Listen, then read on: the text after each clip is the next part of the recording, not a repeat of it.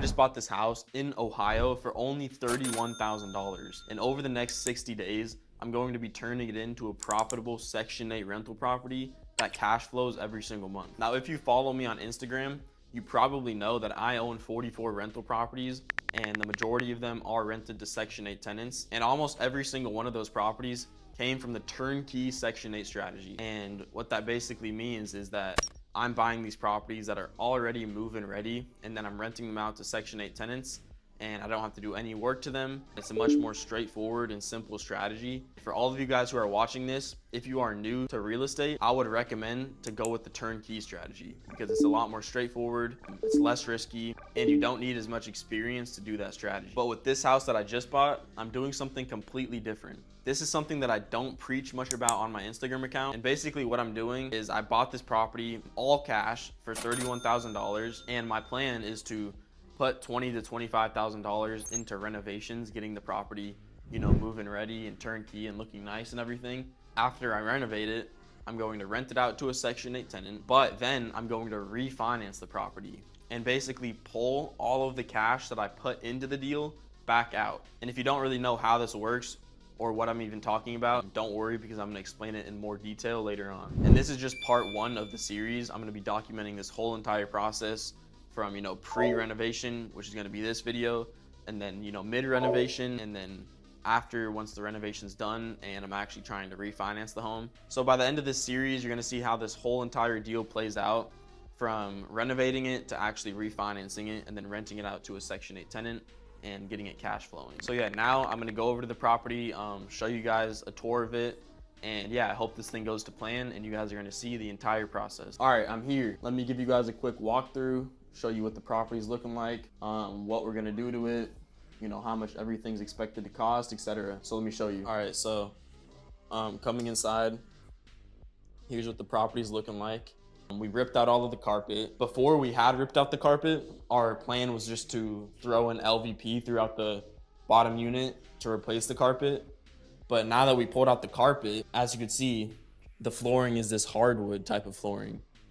So what that means is basically we could salvage this. So we could, clean it all, refinish it, and we won't have to buy new flooring. We could just salvage the one, the hardwood that's already here. The property was $31,000, but honestly, it's not even in bad shape for that price. Like, as you can see, it has these like wooden wall things, panels.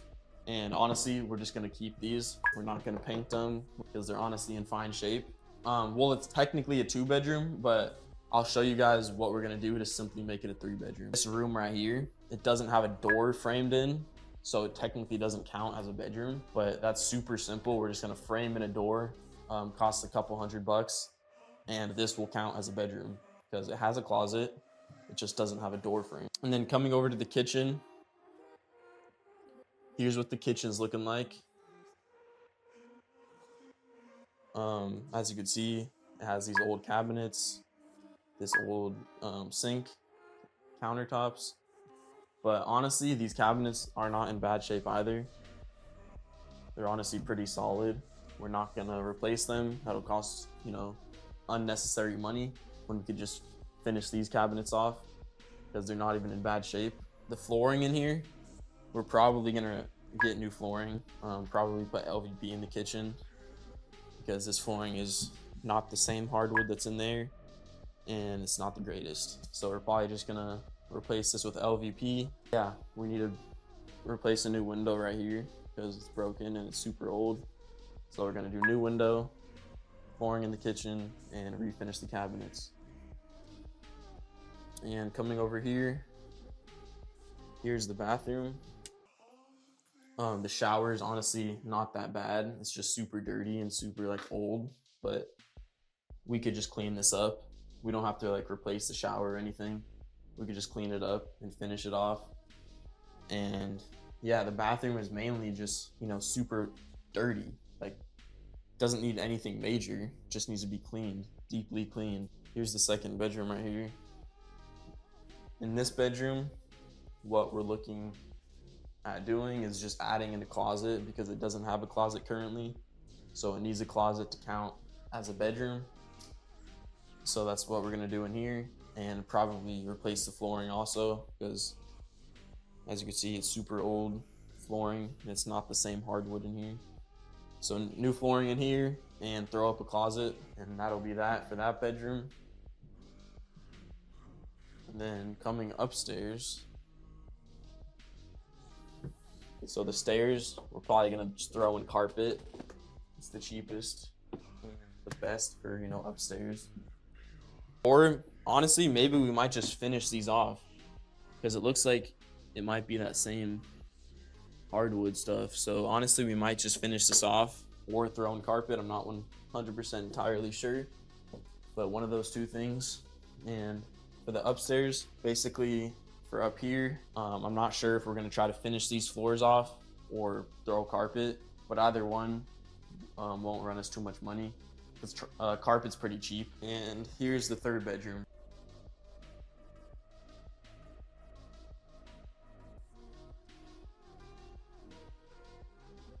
It just needs either carpet in here or for us to finish these floors out, and then we're gonna replace this window right here, because this window's super old and it's gonna cause us problems with the inspection.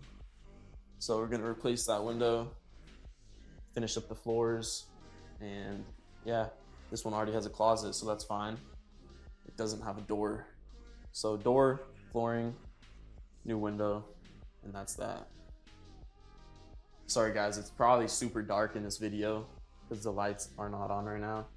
The electrical's off, so sorry for the darkness. Now let me show you guys what the basement is looking like. So coming down into the basement,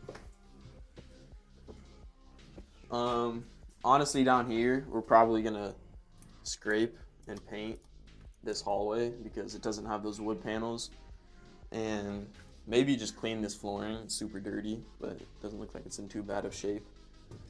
So we're gonna scrape and paint that. And in the actual basement, sorry, it's super dark down here, but for the actual basement, really all we're looking at doing is scraping and painting the basement wall, because this is not acceptable for the Section 8 inspection. So honestly, down here, the only thing it needs is scrape and paint the walls, and that'll cost us around 500 bucks. So yeah.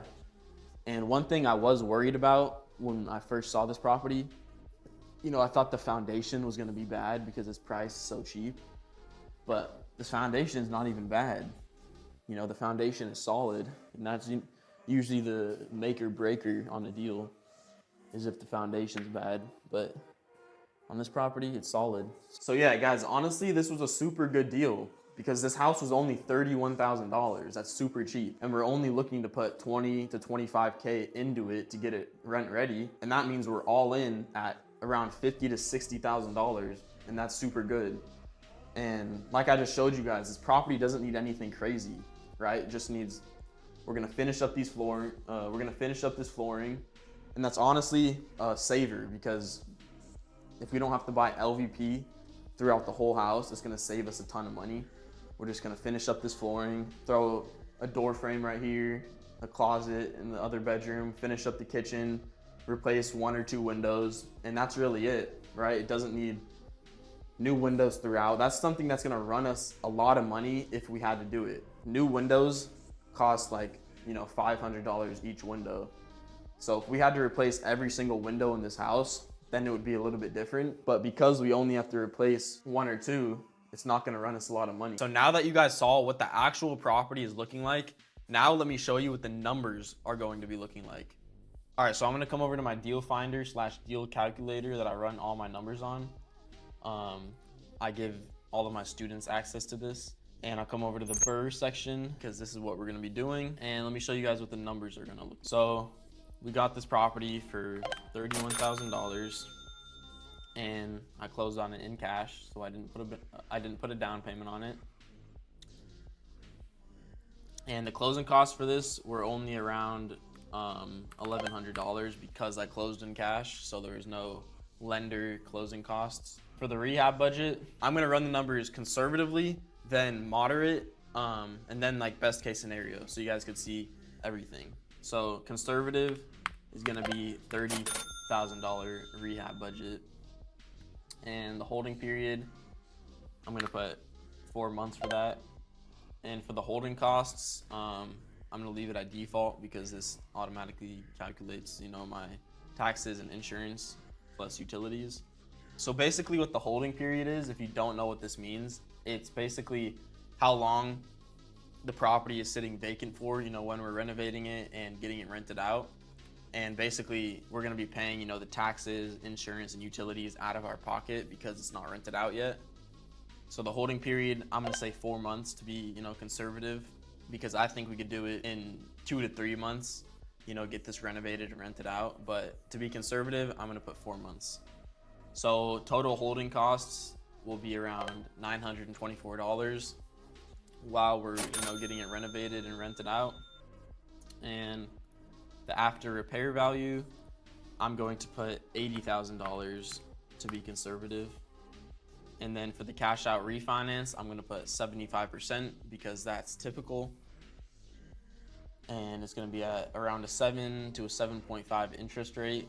So I'll put 725, 30-year term. And refi closing costs, this is gonna be closer to $5,000 because it's a DSCR loan, so the closing costs are going to be higher.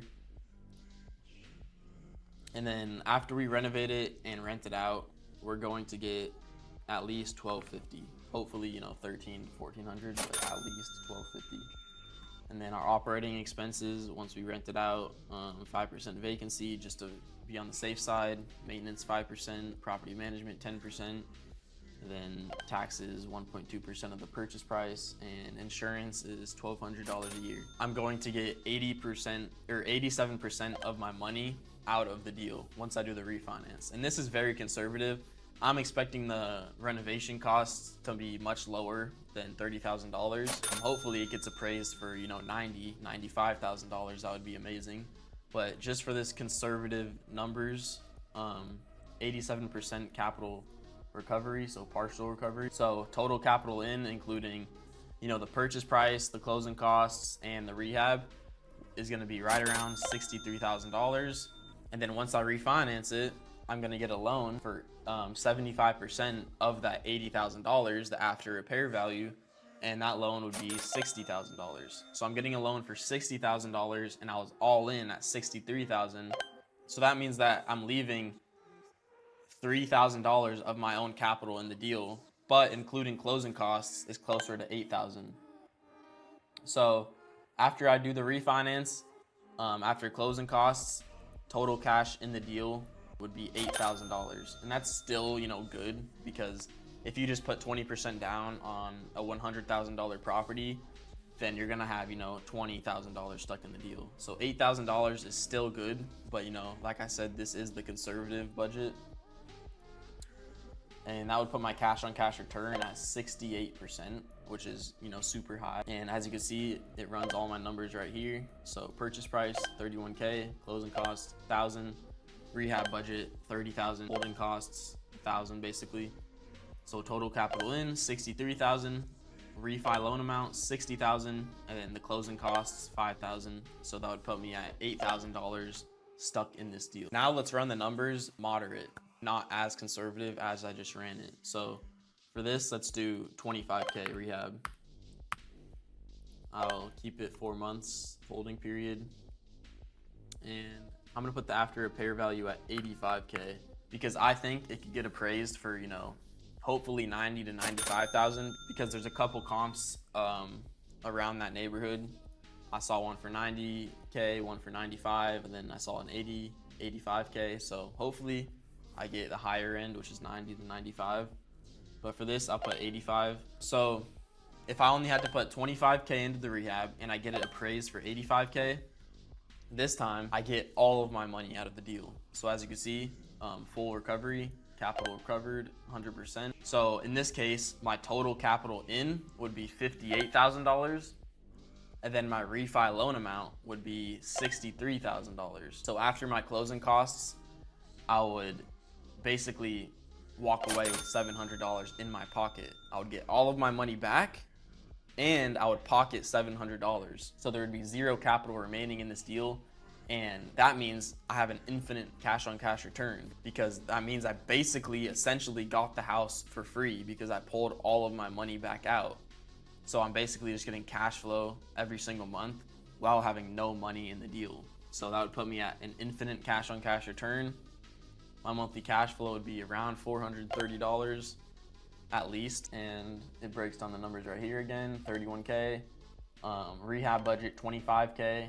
So total capital in 58K, and then refi for 63, and then after my $5,000 closing costs, I would walk away with $700. So this is great right here, but now let me run the numbers, in the best case scenario. Hopefully this is what actually happens, what I'm about to show you guys, but if anything goes wrong, I won't be surprised. So let me change it to $20,000 rehab. Hopefully this is what it comes out to, 20K rehab. That's pretty doable, because like I showed you guys earlier on, we ripped up the carpet and there was hardwood flooring under, and that means we don't have to spend tons of money on new LVP flooring. So that's gonna save us tons of money. So that already gives me hope that we could do this with $20,000. So rehab budget 20K. Let's say we get it appraised for $90,000. If we get it appraised for $90,000 and we only had to put 20K in, that means that after, my capital in and my closing costs, I'm gonna refinance it and walk away with $10,000 in my pocket. So as I've been explaining, I get all of my money back out of the deal, my original $53,000, and I walk away with $10,000 on top of that. So again, that would be an infinite cash on cash return. And yeah. Right here, so 20K rehab, total capital in 53K, refi loan amount 67K. After my 5K closing cost, I would walk away with $9,000. But let's say we got appraised at 95K, even better. If we got appraised at 95K, that would put me at a $13,000 cash out. That would be absolutely insane. And that's basically enough to go fund my next turnkey deal. So if I'm able to walk away with $10,000 or $15,000 out of this deal, I could literally use that capital to go fund my next turnkey Section 8 deal. What that means is basically I got this house for free and it allowed me to buy my next house. That would be absolutely crazy. And I hope this is what happens, but I'm expecting the worst. But yeah, guys, that's it for this video. This is just part one. Stay tuned for part two. The next video will probably be, mid renovation. I'll be showing you guys what it's looking like, and if anything came up unexpected, if everything's going, according to plan. Hit that subscribe button, and I'll see y'all next time.